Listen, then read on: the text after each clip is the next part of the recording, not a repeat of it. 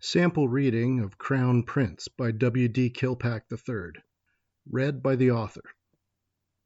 You, Niels gasped, incredulous, his voice breaking. Anyone but you. Your disappointment will not last long. Nathar struck, sword starting high, then altering course to slash almost straight down. Each motion mechanical, automatic from years of training. Niels made to parry the high stroke, then followed the downstroke, partially blocking it. Nathar's point sliced through the edge of the captain's thigh, pushing down the metal plate that had been intended to protect it, spilling bright red on the hardwood floor. The captain's eyes widened as his legs sagged, no longer able to support his weight.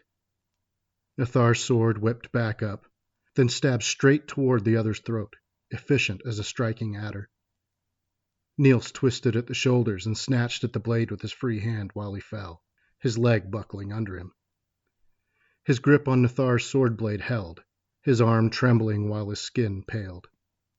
Red ran in a thick rivulet from his hand down the blood gutters on either side of the blade. Why? Niels scarcely whispered, staring up at Nathar. A tendril of bloody blonde hair peeled away from his brow and fell away. Gods have mercy on you, Guardian. Your sight is true. I hope you have read it rightly.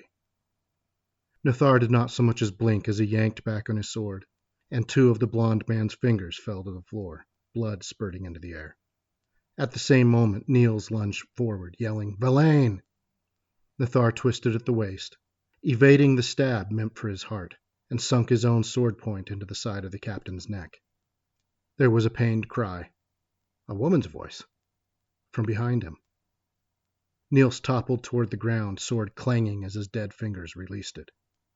The fresh corpse's weight pulled at the guardian's sword until he lifted the pommel, and the body thumped heavily to the hardwood.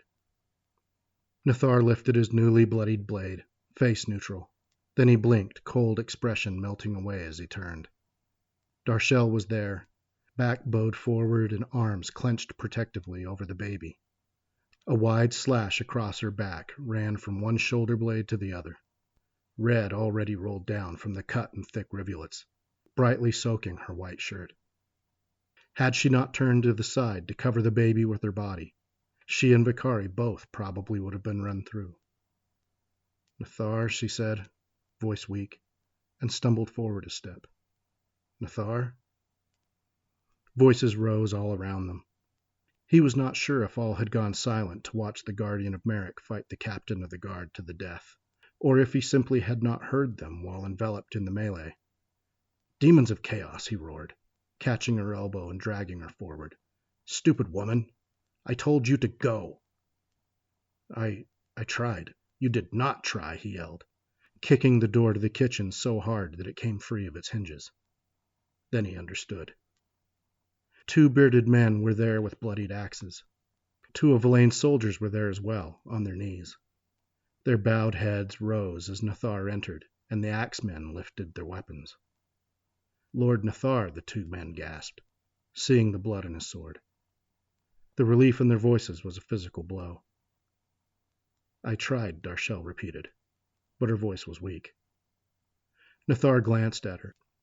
Her skin, normally dusky to the point of being the color of copper, was much more pale.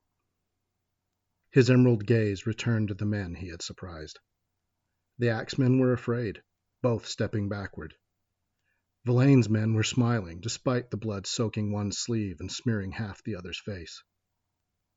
Nathar crossed the kitchen in 2 steps, dragging Darshell with him, threw open the door to the cellar, and was through. He bolted the door and headed down the stairs before anyone could even raise a cry of alarm. He wanted to take the steps 2 or 3 at a time, but Darshell was fighting him, both because she could not see and because she was weakening. He could tell by the way her resistance declined with each step. You killed him. Her. Them both, she finally managed, then lost her footing. She screamed, but Nathar kept her on her feet with his free hand. As if in response, he heard a cry of pain and a wild voice crying, "Nathar!"